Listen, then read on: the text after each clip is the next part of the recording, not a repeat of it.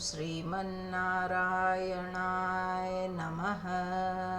श्रीविष्णुपुराण प्रथम अंश। नारायणं नमस्कृत्य नरं चैव नरोत्तमं दैवीं सरस्वतीं व्यासं ततो जयमुदीरयेत्। पहला अध्याय, ग्रंथ का उपोद्घात। श्री सूत जी बोले, मैत्रेय जी ने नित्य कर्मों से निवृत्त हुए मुनिवर पराशर जी को प्रणाम कर एवं उनके चरण छूकर पूछा, हे गुरुदेव, मैंने आप ही से संपूर्ण वेद, वेदांग और सकल धर्म शास्त्रों का क्रमशः अध्ययन किया है। मुनि श्रेष्ठ, आपकी कृपा से मेरे विपक्षी भी मेरे लिए यह नहीं कह सकेंगे कि मैंने संपूर्ण शास्त्रों के अभ्यास में परिश्रम नहीं किया। हे धर्मज्ञ, हे महाभाग, अब मैं आपके मुखारबिंद से यह सुनना चाहता हूँ कि यह जगत किस प्रकार उत्पन्न हुआ और आगे भी दूसरे कल्प के आरंभ में कैसे होगा, तथा हे ब्राह्मण, इस संसार का उपादान कारण क्या है? यह संपूर्ण चराचर किससे उत्पन्न हुआ है? यह पहले किस में लीन था और आगे किस में लीन हो जाएगा? इसके अतिरिक्त आकाश आदि भूतों का परिमाण, समुद्र, पर्वत तथा देवता आदि की उत्पत्ति, पृथ्वी का अधिष्ठान और सूर्य आदि का परिमाण तथा उनका आधार, देवता आदि के वंश, मनु, मनवंतर, बार बार आने वाले चारों युगों में विभक्त कल्प और कल्पों के विभाग, प्रलय का स्वरूप, युगों के पृथक पृथक संपूर्ण धर्म, देवर्षि और राजर्षियों के चरित्र, श्री व्यास जी कृत वैदिक शाखाओं की यथावत रचना तथा ब्राह्मणादि वर्ण और ब्रह्मचार्य आदि आश्रमों के धर्म, ये सब हे महामुनि शक्ति नंदन, मैं आपसे सुनना चाहता हूँ। हे ब्राह्मण, आप मेरे प्रति अपना चित्त प्रसादोन्मुख कीजिए, जिससे हे महामुने मैं आपकी कृपा से यह सब जान सकूं। श्री पराशर जी बोले, हे धर्मज्ञ मैत्रेय, मेरे पिताजी के पिता श्री वशिष्ठ जी ने जिसका वर्णन किया था, उस पूर्व प्रसंग का तुमने मुझे अच्छा स्मरण कराया, इसके लिए तुम धन्यवाद के पात्र हो। हे मैत्रेय, जब मैंने सुना कि पिताजी को विश्वामित्र की प्रेरणा से राक्षस ने खा लिया है, तो मुझको बड़ा भारी क्रोध हुआ। तब राक्षसों का ध्वंस करने के लिए मैंने यज्ञ करना आरंभ किया। उस यज्ञ में सैकड़ों राक्षस जलकर भस्म हो गए। इस प्रकार उन राक्षसों को सर्वथा नष्ट होते देख मेरे महाभाग पितामह वशिष्ठ जी मुझसे बोले, हे वत्स, अत्यंत क्रोध करना ठीक नहीं, अब इसे शांत करो। राक्षसों का कुछ भी अपराध नहीं है। तुम्हारे पिता के लिए तो ऐसा ही होना था। क्रोध तो मूर्खों को ही हुआ करता है, विचारवानों को भला कैसे हो सकता है? भैया, भला कौन किसी को मारता है? पुरुष स्वयं ही अपने किए फल भोगता है। हे प्रियवर, यह क्रोध तो मनुष्य के अत्यंत कष्ट से संचित यश और तप का भी प्रबल नाशक है। हे तात, इस लोक और परलोक दोनों को बिगाड़ने वाले इस क्रोध का महर्षिगण सर्वदा त्याग करते हैं, इसलिए तू इसके वशीभूत मत हो। अब इन बेचारे निरपराध राक्षसों को दग्ध करने से कोई लाभ नहीं। अपने इस यज्ञ को समाप्त करो। साधुओं का धन तो सदा क्षमा ही है। महात्मा दादाजी के इस प्रकार समझाने पर उनकी बातों के गौरव का विचार करके मैंने वह यज्ञ समाप्त कर दिया। इससे मुनि श्रेष्ठ भगवान वशिष्ठ जी बहुत प्रसन्न हुए। उसी समय ब्रह्मा जी के पुत्र पुलस्त्य जी वहां आए। हे मैत्रेय पितामह, वशिष्ठ जी ने उन्हें अर्घ्य दिया। तब वे महर्षि पुलक के ज्येष्ठ भ्राता महाभाग पुलस्त्य जी आसन ग्रहण करके मुझसे बोले। पुलस्त्य जी बोले, तुमने चित्त में बड़ा बैर भाव रहने पर भी अपने बड़े बूढ़े वशिष्ठ जी के कहने से क्षमा स्वीकार की है, इसलिए तुम संपूर्ण शास्त्रों के ज्ञाता होगे। हे महाभाग, अत्यंत क्रोधित होने पर भी तुमने मेरी संतान का सर्वथा मूलच्छेद नहीं किया, अतः मैं तुम्हें एक और उत्तम वर देता हूँ। हे वत्स, तुम पुराण संहिता के वक्ता होगे और देवताओं के यथार्थ स्वरूप को जानोगे तथा मेरे प्रसाद से तुम्हारी निर्मल बुद्धि, प्रवृत्ति और निर्वृत्ति, भोग और मोक्ष के उत्पन्न करने वाले कर्मों में निसंदेह हो जाएगी। पुलस्त्य जी के इस तरह कहने के अनंतर फिर मेरे पितामह भगवान वशिष्ठ जी बोले, पुलस्त्य जी ने जो कुछ कहा है वह सभी सत्य होगा। हे मैत्रेय, इस प्रकार पूर्व काल में बुद्धिमान वशिष्ठ जी और पुलस्त्य जी ने जो कुछ कहा था वह सब तुम्हारे प्रश्न से मुझे स्मरण हो आया है। अतः हे मैत्रेय, तुम्हारे पूछने से मैं उस संपूर्ण पुराण संहिता को तुम्हें सुनाता हूँ। तुम उसे भली प्रकार ध्यान देकर सुनो। यह जगत विष्णु से उत्पन्न हुआ है, उन्हीं में स्थित है। वे ही इसकी स्थिति और लय के करता है तथा यह जगत भी वे ही है। इति श्री विष्णु पुराणे प्रथमंशे प्रथमोऽध्यायः। पहला अध्याय यहाँ पर संपूर्ण हुआ। आइए दूसरे अध्याय में प्रवेश करते हैं।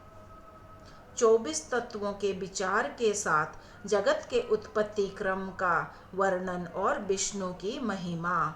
श्री पराशर जी बोले, जो ब्रह्मा, विष्णु और शंकर रूप से जगत की उत्पत्ति, स्थिति और संहार के कारण है तथा अपने भक्तों को संसार सागर से तारने वाले हैं, उन विकार रहित शुद्ध अविनाशी परमात्मा सर्वदा एक रस सर्व विजयी भगवान वासुदेव विष्णु को नमस्कार है, जो एक होकर भी नाना रूप वाले हैं, स्थूल सूक्ष्ममय है, अव्यक्त कारण एवं व्यक्त कार्य रूप है तथा अपने अनन्य भक्तों की मुक्ति के कारण है।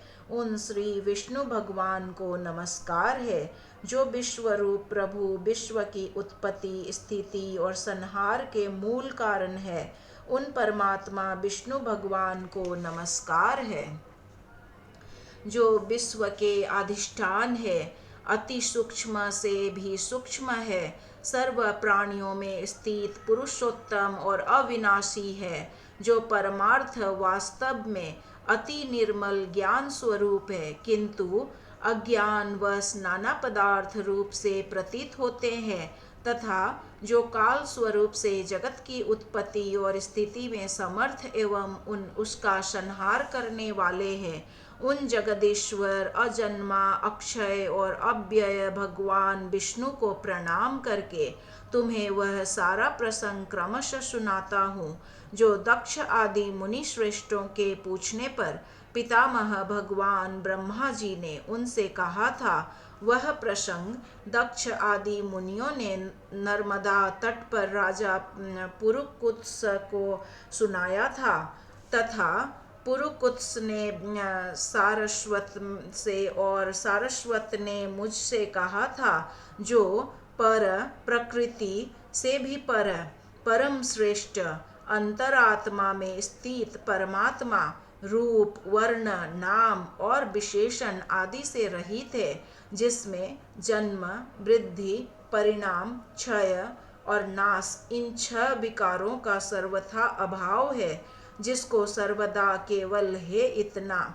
जिसको सर्वदा केवल है इतना ही कह सकते हैं, तथा जिनके लिए यह प्रसिद्ध है कि वे सर्वत्र है और उनमें समस्त विश्व बसा हुआ है, इसलिए ही विद्वान जिसको वासुदेव कहते हैं वही नित्य, अजन्मा, अक्षय, अव्यय, एक रस और हेय गुणों के अभाव के कारण निर्मल पर ब्रह्म है। वही इन सब व्यक्त कार्य और अव्यक्त कारण जगत के रूप से तथा इसके साक्षी पुरुष और महाकारण काल के रूप से स्थित है।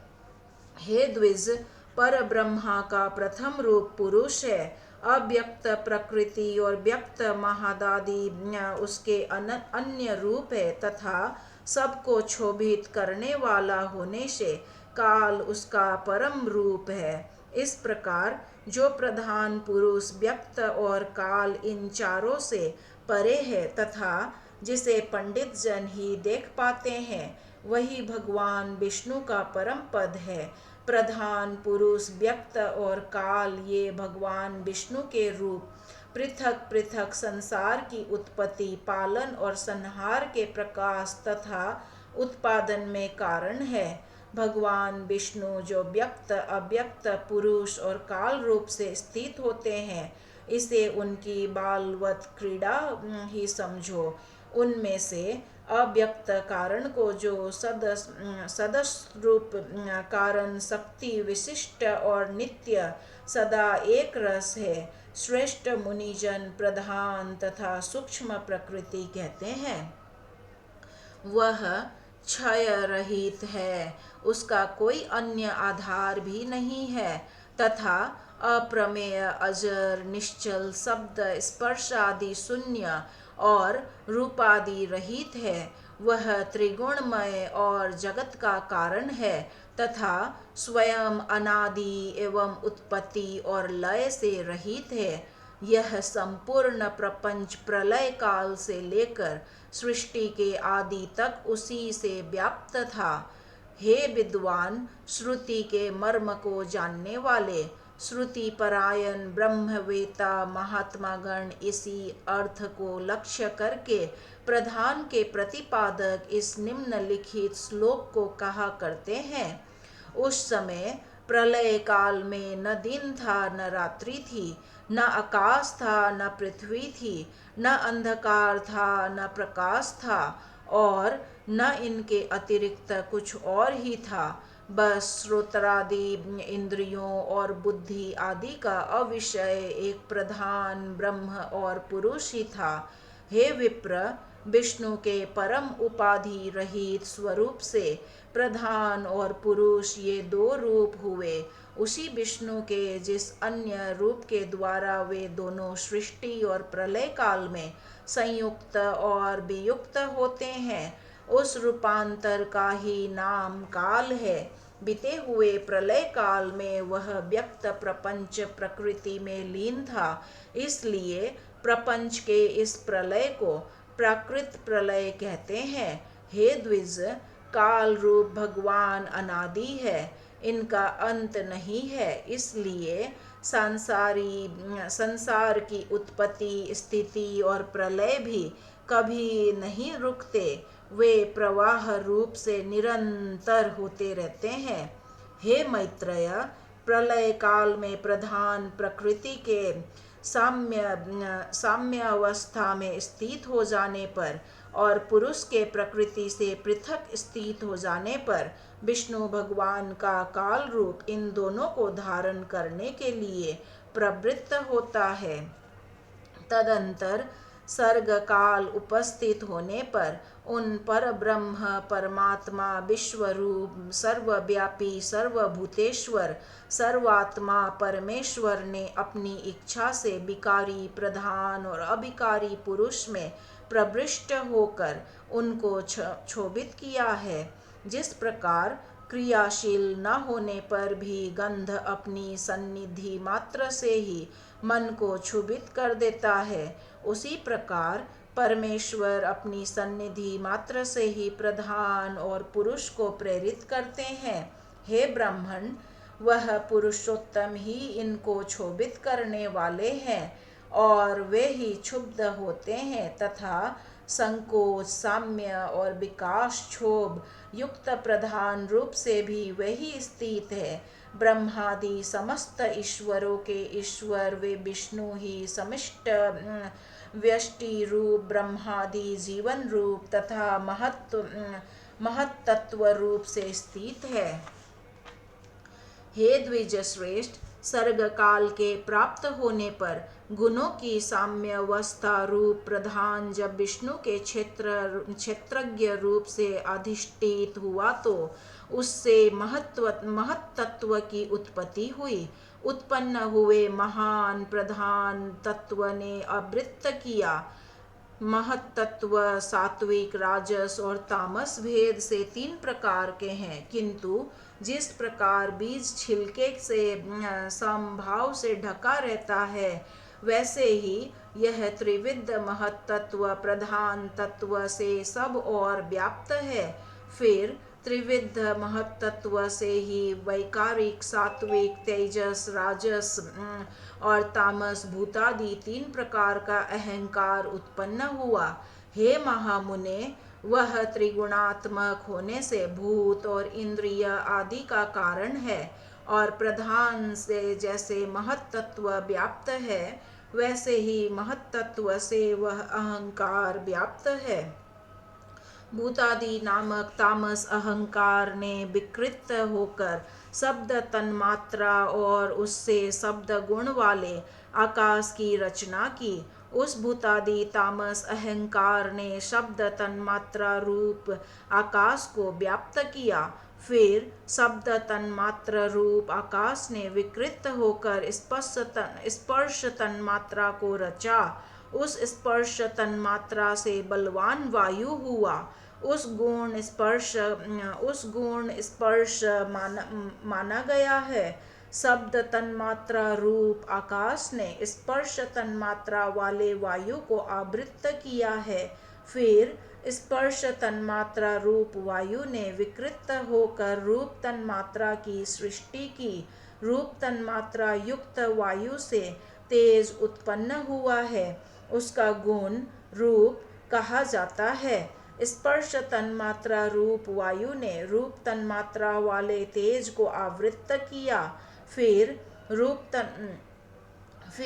तन्मात्रामय तेज ने भी विकृत होकर रस तन्मात्रा की रचना की। उस रस तन्मात्रा रूप से रस गुण वाला जल हुआ। रस तन्मात्रा वाले जल को रूप तन्मात्रामय तेज ने आवृत्त किया।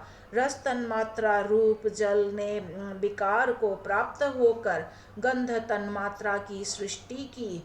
उससे पृथ्वी उत्पन्न हुई है जिसका गुण गंध माना जाता है। उन आकाश आदि भूतों में तन्मात्रा है, अर्थात केवल उनके गुण शब्दादि ही है, इसलिए वे तन्मात्रा गुण रूप ही कहे गए हैं। तन्मात्राओं में विशेष भाव नहीं है, इसलिए उनकी अविशेष संज्ञा है। वे अविशेष तन्मात्राएं शांत, घोर अथवा मूढ़ नहीं है, अर्थात उनका सुख दुख या मोह रूप से अनुभव नहीं हो सकता।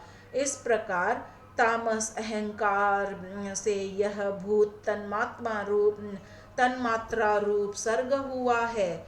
10 इंद्रियां तेजस अर्थात राजस अहंकार से और उनके अधिष्ठाता देवता वैकारिक अर्थात सात्विक अहंकार से उत्पन्न हुए कहे जाते हैं। इस प्रकार इंद्रियों के अधिष्ठाता 10 देवता और 11वां मन वैकारिक सात्विक है। हे द्विज, त्वक, चक्षु, नासिका, जिह्वा और श्रोत्र ये 5 बुद्धि की सहायता से शब्दादि विषयों को ग्रहण करने वाली 5 ज्ञानेंद्रियां है।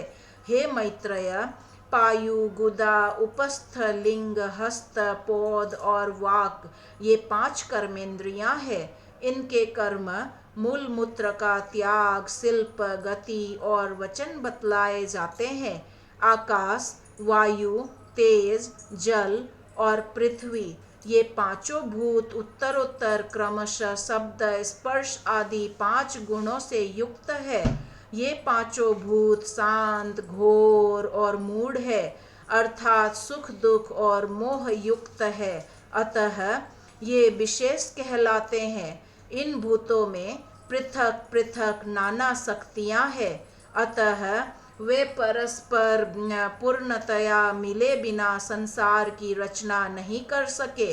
इसलिए एक दूसरे के आश्रय रहने वाले और एक ही संघात की उत्पत्ति के लक्ष्य वाले महत तत्व से लेकर विशेष पर्यंत प्रकृति के इन सभी विकारों ने पुरुष से अधिष्ठित होने के कारण परस्पर मिलकर सर्वथा एक होकर प्रधान तत्व के अनुग्रह से अंड की उत्पत्ति की। हे महाबुद्धे, जल के बुलबुले के समान क्रमशः भूतों से बढ़ा हुआ वह गोलाकार और जल पर स्थित महान अंड ब्रह्म हिरण्यगर्भ रूप विष्णु का अति उत्तम प्राकृत आधार हुआ। उसमें वे अव्यक्त स्वरूप जगतपति विष्णु व्यक्त हिरण्यगर्भ रूप से स्वयं ही विराजमान हुए। उन महात्मा हिरण्यगर्भ का सुमेरु उल्लभ गर्भ को ढकने वाली झिल्ली, अन्य पर्वत, जरायु गर्भाशय तथा समुद्र गर्भाशय रस था। हे विप्र, उस अंड में ही पर्वत और द्वीपादि के सहित समुद्र ग्रह गण के सहित संपूर्ण लोक तथा देव, असुर और मनुष्य आदि विविध प्राणी वर्ग प्रकट हुए। वह अंड पूर्व की अपेक्षा 10 गुण अधिक जल, अग्नि, वायु, आकाश और भूतादि अर्थात तामस अहंकार से आवृत है तथा भूतादि महत तत्व से घिरा हुआ है, और इन सब से सहित वह महत तत्व भी अव्यक्त प्रधान से आवृत है। इस प्रकार जैसे नारियल के फल का भीतरी बीज बाहर से कितने ही छिलकों से ढका रहता है, वैसे ही यह अंड इन 7 प्राकृत आवरणों से घिरा हुआ है। उसमें स्थित हुए स्वयं विश्वेश्वर भगवान विष्णु ब्रह्मा होकर रजोगुण का आश्रय लेकर इस संसार की रचना में प्रवृत्त होते हैं तथा रचना हो जाने पर सत्वगुण विशिष्ट अतुल पराक्रमी भगवान विष्णु उसका कल्पांत पर्यंत युग युग में पालन करते हैं। हे मैत्रेय, फिर कल्प का अंत होने पर अति दारुण तमः प्रधान रुद्र रूप धारण कर वे जनार्दन विष्णु ही समस्त भूतों का भक्षण कर लेते हैं। इस प्रकार समस्त भूतों का भक्षण कर संसार को जलमय करके वे परमेश्वर शेष शैया पर शयन करते हैं। जागने पर ब्रह्म रूप होकर वे फिर जगत की रचना करते हैं। वह एक ही भगवान जनार्दन जगत की सृष्टि, स्थिति और संहार के लिए ब्रह्मा, विष्णु और शिव इन 3 संज्ञाओं को धारण करते हैं। वे प्रभु विष्णु सृष्टा ब्रह्मा होकर अपनी सृष्टि करते हैं, अपनी ही सृष्टि करते हैं। पालक विष्णु होकर पाल्य रूप अपना ही पालन करते हैं और अंत में स्वयं ही संहारक शिव तथा स्वयं ही उपसंहरित लीन होते हैं। पृथ्वी, जल, तेज, वायु और आकाश तथा समस्त इंद्रियां और अंततः करण आदि जितना जगत है सब पुरुष रूप है, और क्योंकि वह अव्यय विष्णु ही विश्व रूप और सब भूतों के अंतरात्मा है, इसलिए ब्रह्मादि प्राणियों में स्थित सर्गाधिक भी उन्हीं के उपकारक है। अर्थात जिस प्रकार ऋत्विजों द्वारा किया हुआ हवन यजमान का उपकारक होता है, उसी तरह परमात्मा के रचे हुए समस्त प्राणियों द्वारा होने वाली सृष्टि भी उन्हीं के उपकारक है।